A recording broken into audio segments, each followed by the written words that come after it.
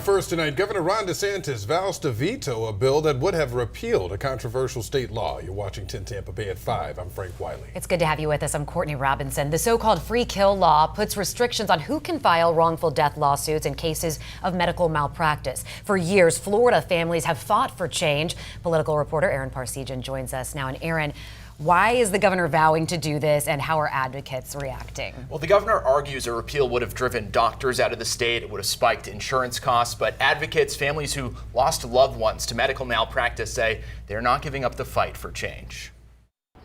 I cannot tell you how devastated I feel that we have come so far only to have this end up like this. For Marcy Shepler, it's deeply personal. Her late son, Jojo, a nonverbal adult with Down syndrome, died at 29 years old after being denied medical care at a Florida ER. Jojo was never treated as an adult under the law, except in death. And under what Shepler and others have called a free kill in a case of medical negligence, she was unable to sue the doctors for pain and suffering. The law passed in Florida more than 3 decades ago prevents those suits if a person is 25 years old and has no spouse or minor children. The denial of legal recourse to a specific class of Floridians constitutes a systemic failure. That's why folks like Sabrina Davis, whose Navy veteran father died from medical negligence, have gone year after year to the state capitol fighting for change.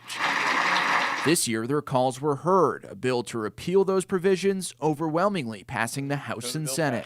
It was a moral consensus in a time of deep division. But that's as far as it's going for now. Governor Ron DeSantis announcing Thursday he's vetoing the bill. Unfortunately, I think if this bill became law, I do think the cost would be borne by the physicians who would potentially flee the state, to people that wouldn't have as much access to care, and then also to the cost that would go up as a result of it. Arguments these families aren't buying, and why they're sticking together to continue the fight. If there was ever a piece of common sense legislation, this was certainly it.